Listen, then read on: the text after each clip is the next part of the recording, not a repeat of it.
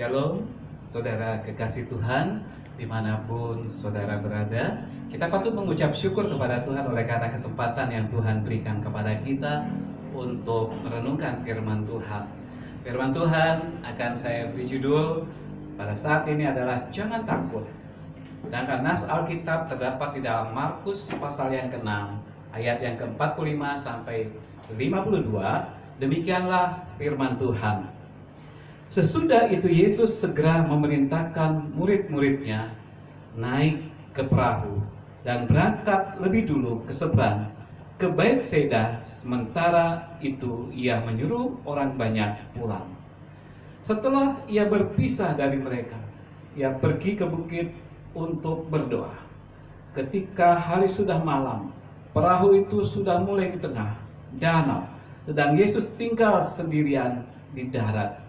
Ketika ia melihat betapa payahnya mereka mendayung karena angin sakal, maka kira-kira jam 3 malam ia datang kepada mereka berjalan di atas air dan ia hendak melewati mereka. Ketika mereka melihat dia berjalan di atas air, mereka mengira bahwa ia adalah hantu. Lalu mereka berteriak-teriak, sebab mereka semua melihat dia, dan mereka pun sangat terkejut. Tetapi segera ia berkata kepada mereka, "Tenanglah, aku ini, jangan takut." Lalu ia naik ke perahu mendapatkan mereka, dan angin pun reda.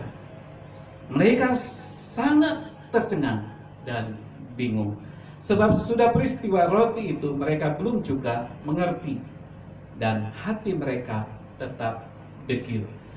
Nah, saudara kekasih Tuhan, seperti nas yang kita baca tadi, maka saya ingin memberi judul saat ini, Jangan Takut.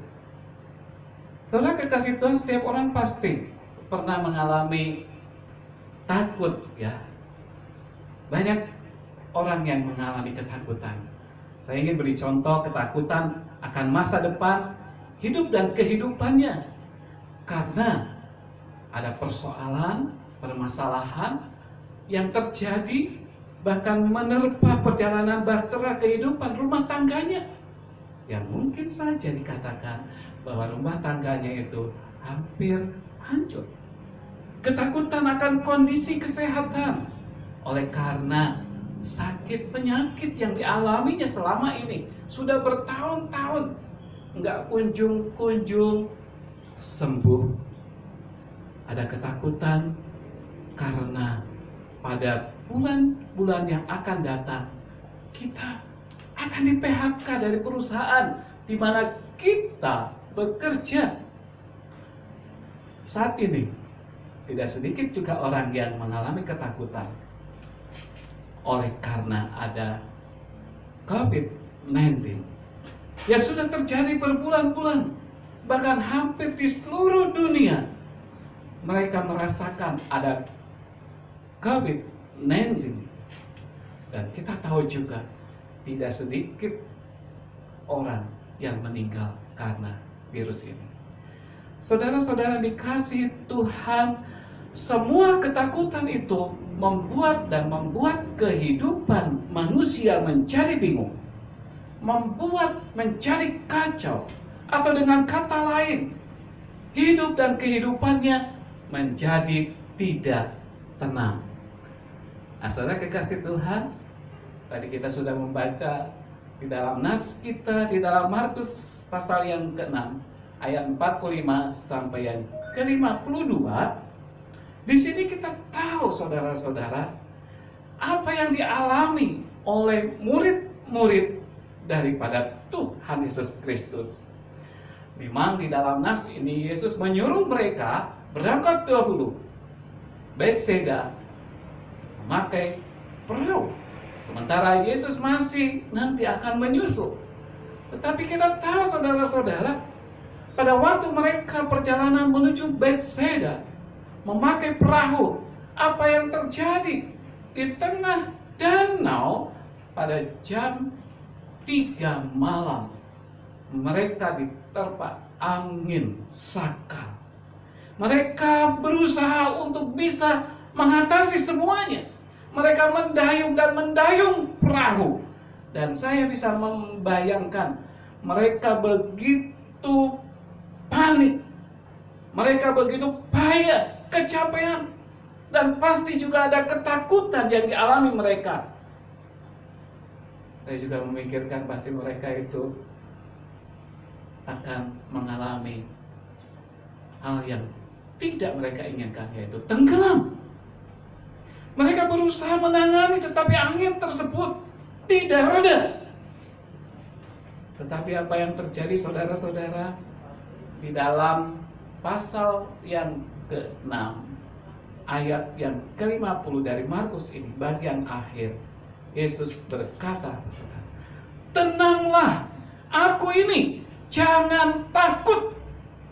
Itulah yang dikatakan oleh Tuhan Yesus Kristus kepada murid-muridnya yang sedang menghadapi badai atau angin sakal.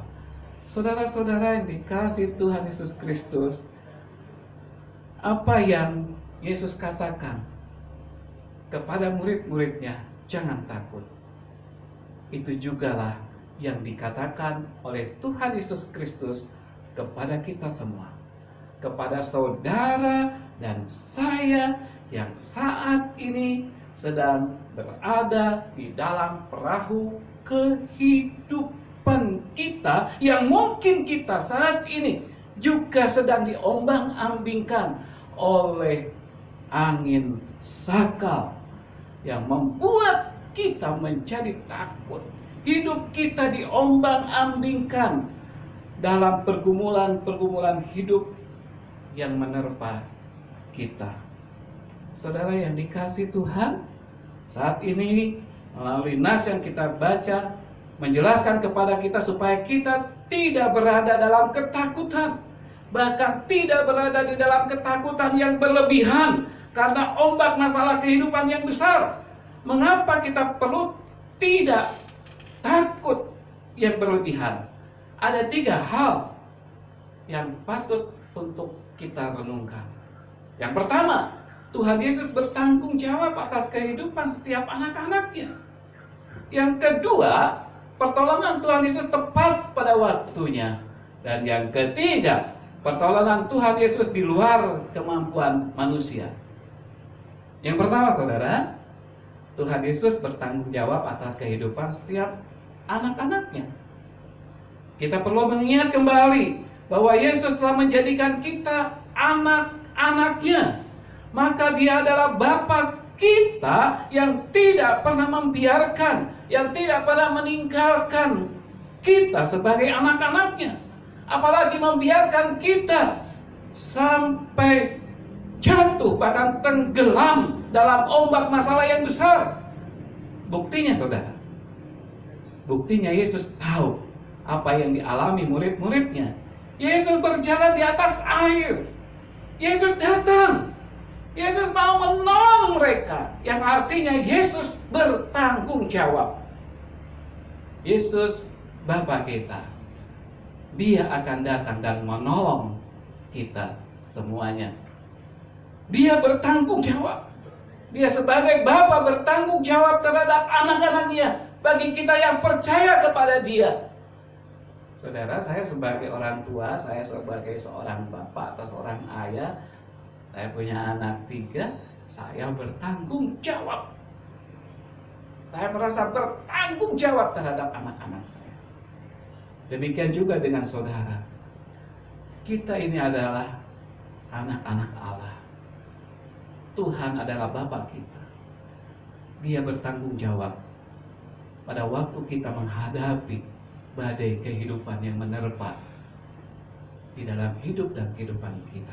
Yang kedua, saudara-saudara yang dikasihi Tuhan, pertolongan Tuhan itu tepat pada waktunya.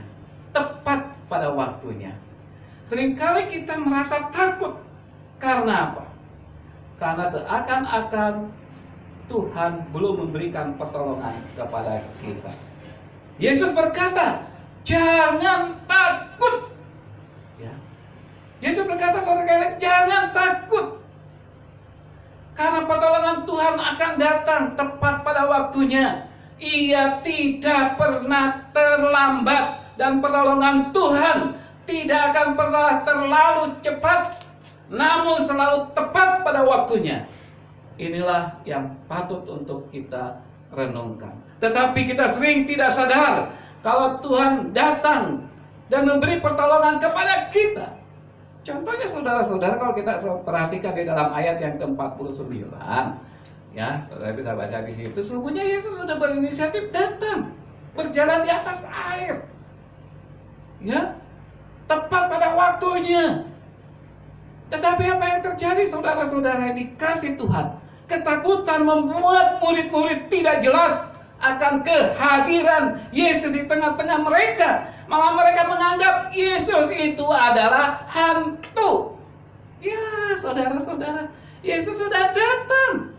Yesus hadir, ingin menolong setiap anak-anaknya. Murid-murid itu, saudara, tidak dibiarkan. Yesus datang, ingin menolong. Tetapi kehadiran Yesus dianggap sebagai hantu.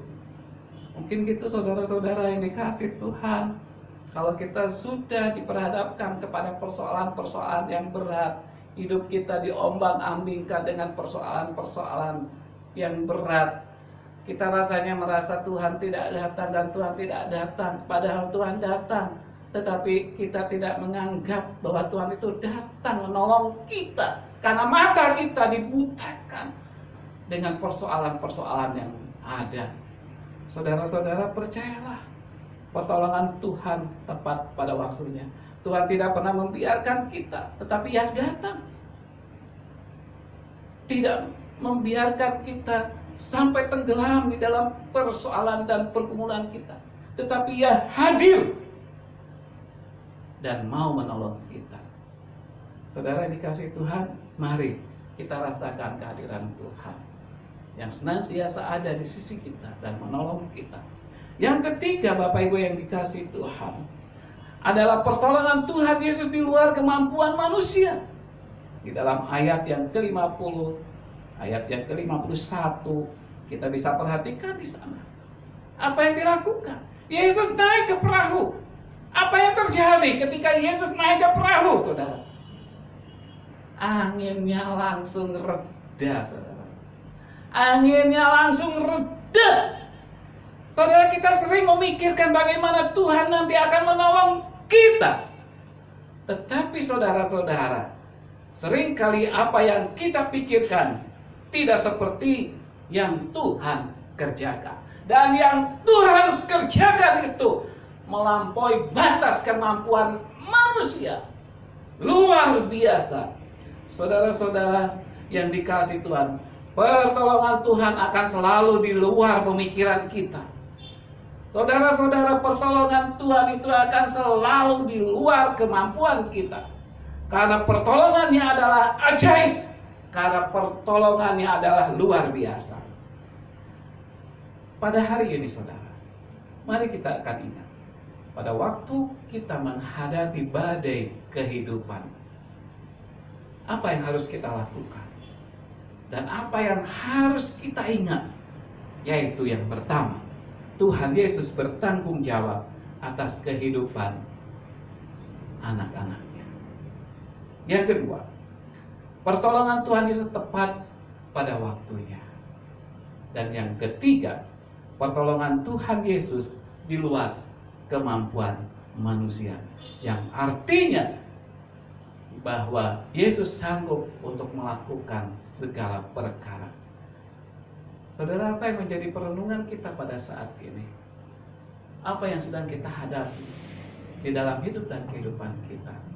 Mari jangan takut. Bahkan jangan takut berlebihan. Bukalah hati kita. Bukalah hati kita untuk menerima Yesus Kristus yang senantiasa hadir dan tidak pernah meninggalkan kita. Kiranya kebenaran firman Tuhan ini boleh memberkati kita semuanya. Terima kasih, Tuhan memberkati. Shalom.